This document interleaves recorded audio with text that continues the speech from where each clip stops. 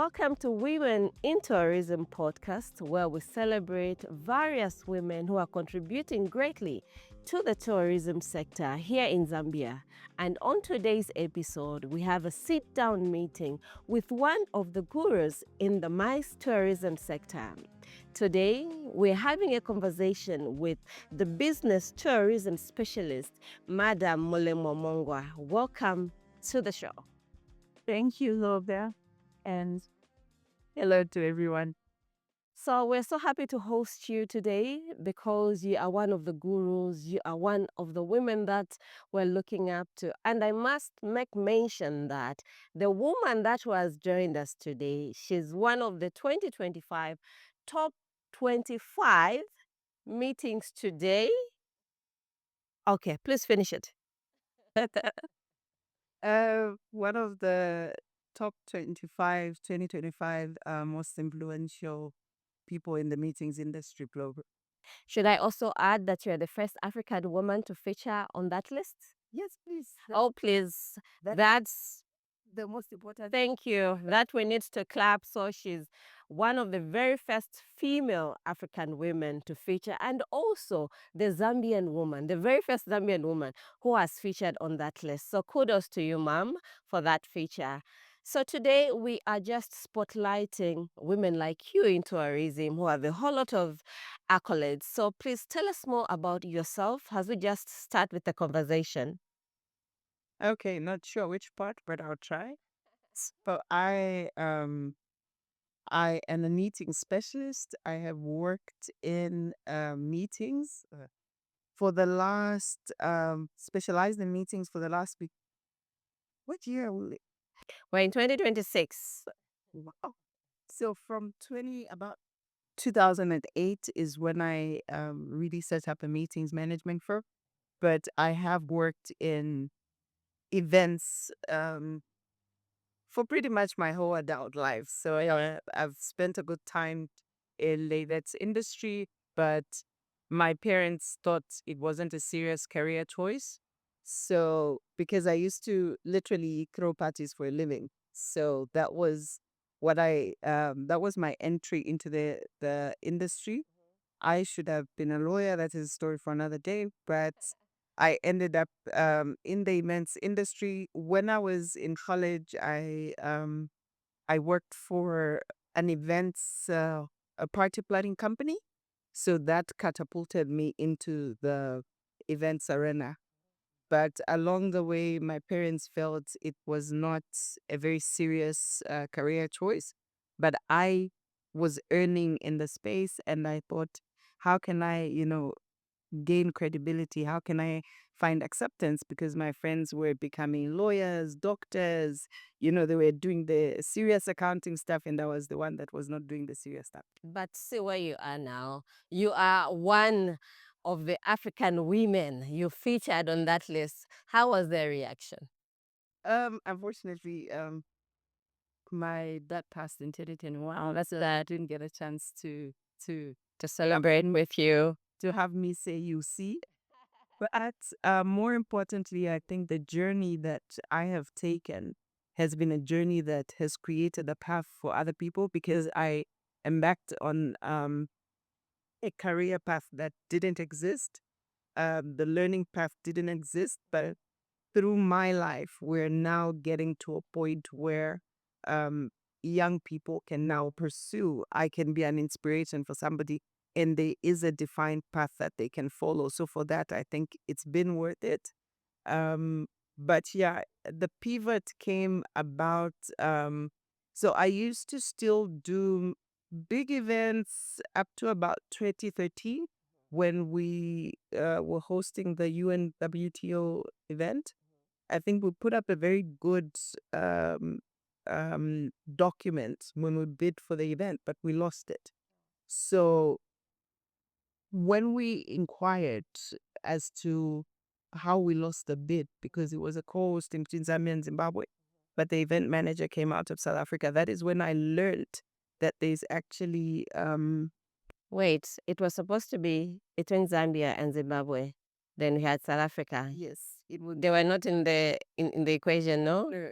How did we get to that? So apparently, we between Zambia and Zimbabwe, we ignored the request in the proposal where they had asked that the event manager be certified.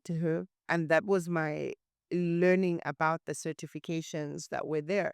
And because of that, I realized to say, oh, there's actually professionalism in this sector. We're not just Bombes. So that's how I started pursuing learning in the meeting space. And I'm proud to say that I now possess about 5 certifications in business tourism. So yeah. You are indeed an expert. So just listening to your conversation, how the journey has been in the events sector. I know you've dealt with a number of events, high level, the house parties that you've talked about. That just now leads me to the next question. How are we performing as a country in terms of MICE tourism? Every other time we hear of this organization hosting this event, those hosting that event, and someone seated in the corner would think, I think Zambia is growing and there's something that we're doing right. Thanks to you, we have a lot of companies who are coming up and who are being able to host such organization or such events under the MICE tourism. So just give us a picture of how we're doing in terms of MICE tourism. What numbers can we attach to it? Do we see any growth? This is the thing. Zambia is actually primarily a business tourism destination. So just to put it into context, tourism is divided into leisure and business. Business, which is meetings, incentive, travel, conferences and exhibitions, a sum total of what we refer to as MICE. So this sum total of the business tourism is actually the bigger component in destination Zambia. And that is a part that we have ignored. So because we've got the big attractions, we've got, the natural attractions. So we've tended to focus more on the four legs and the camps, the wilderness. But in essence, we're actually historically a host destination. So what Zambia did, and Zambia did very well, was to leverage its geopositioning. So where we're sitting as surrounded by all the different countries, during the liberation struggle, we volunteered our country as a host platform for dialogue. And that is what really has been the foundation on which the rest of us have found careers. So this is because we either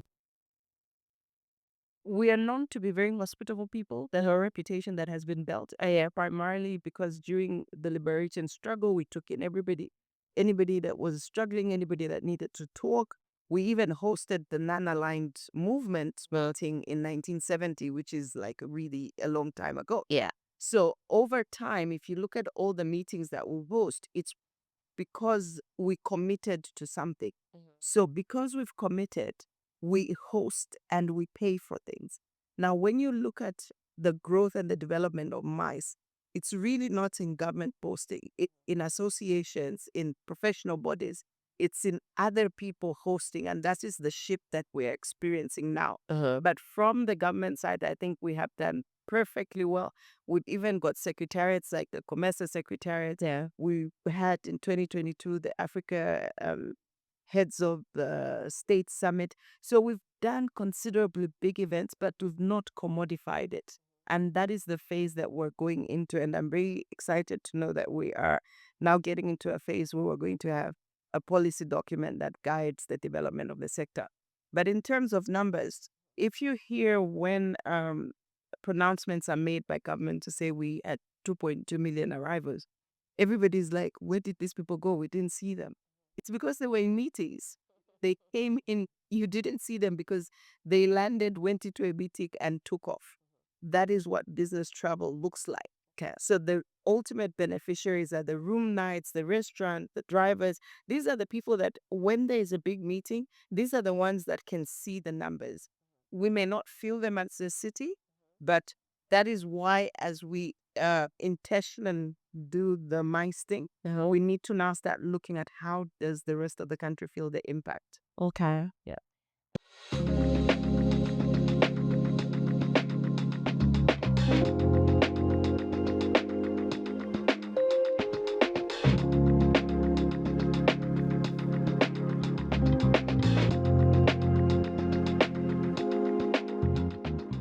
That's great. Very interesting. And you're right. For someone who's seated at home, we make this pronouncement to say 2026, our target is 2.5 million. They are trying to think, how are we going to achieve this? The same people are coming for tourism sampling. Can they give us those numbers? But I think with what you have explained to say it's about people coming for meetings, so it's accommodation establishments, the airlines, and everyone else who is coming here for business. So indeed, my tourism is on a right trajectory. I think there's been a whole lot of growth. So now let's talk about you excelling in the MICE tourism sector. There's a woman out there who is watching and saying, I also need to grow to that level, even surpass that level.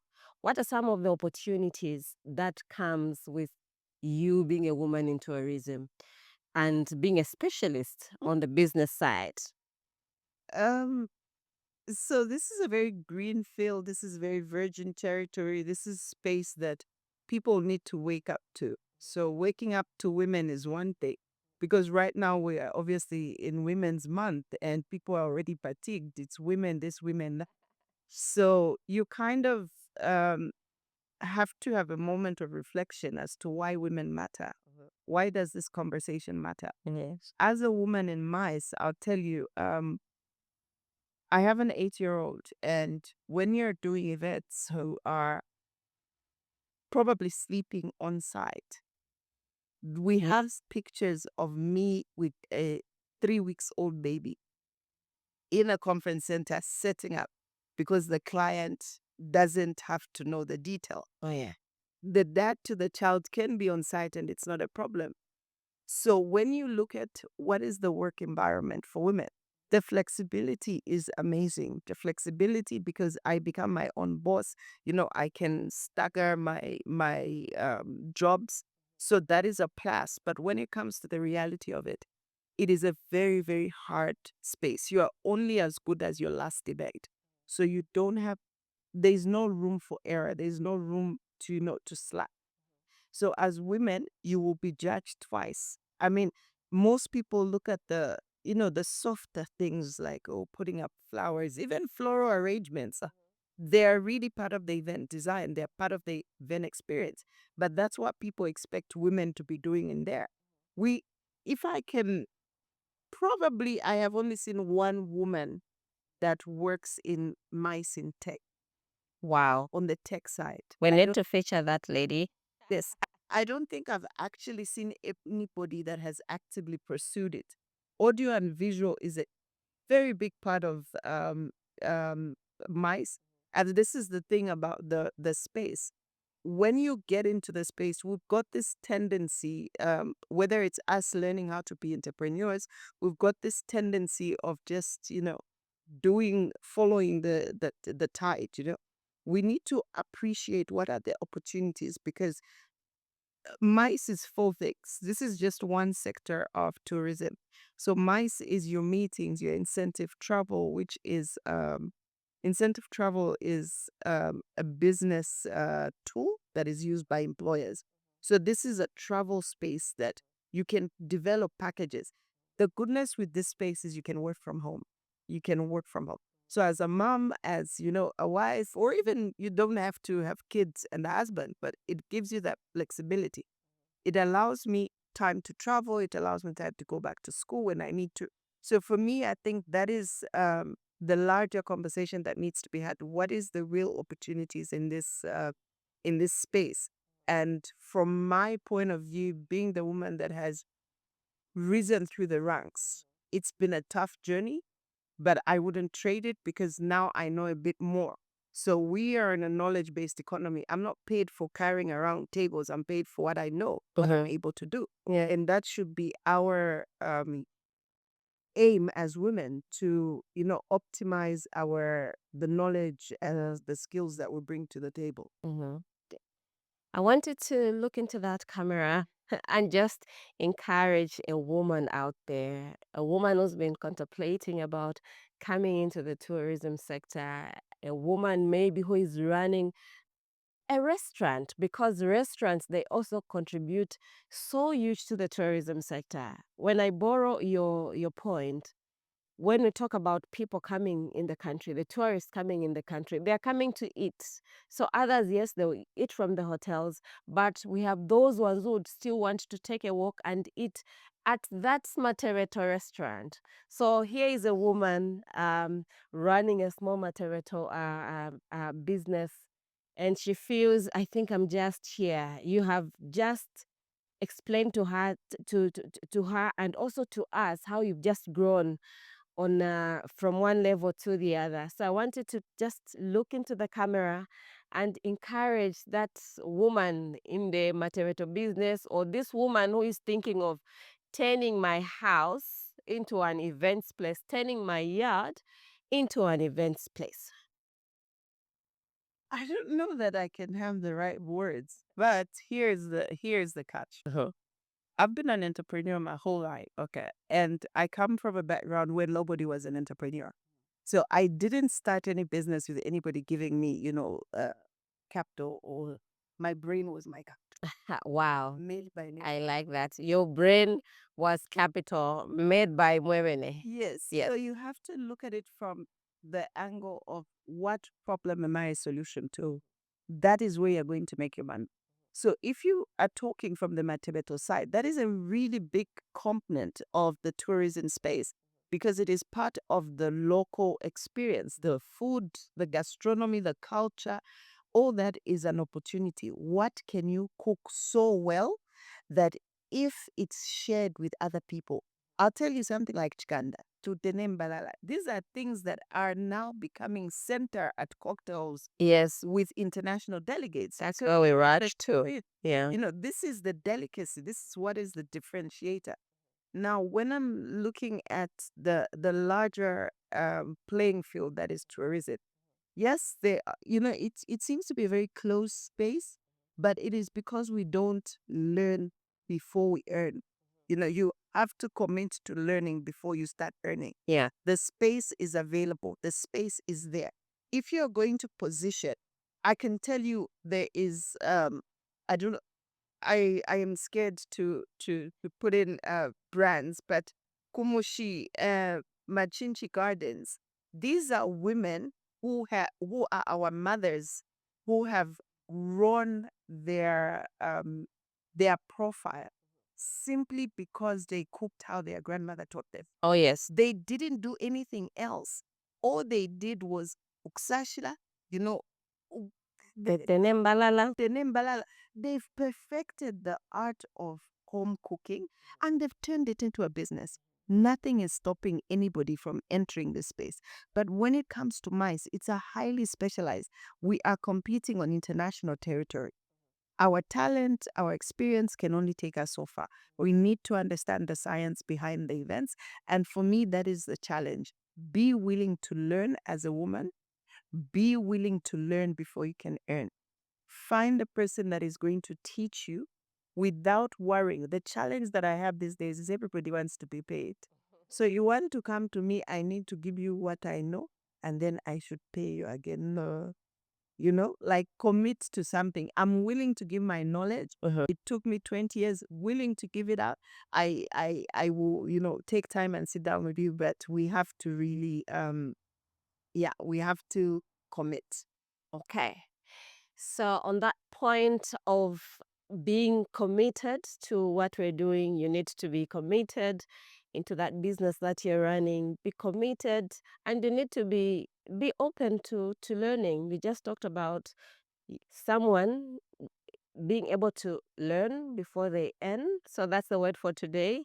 So as we come to the end of today's episode, I just want to say thank you for creating time to sit down with us And for our viewers, please remember that Zambia still has a vast opportunity for both women and men to just delve into and offer that skill that you have. So it's for today.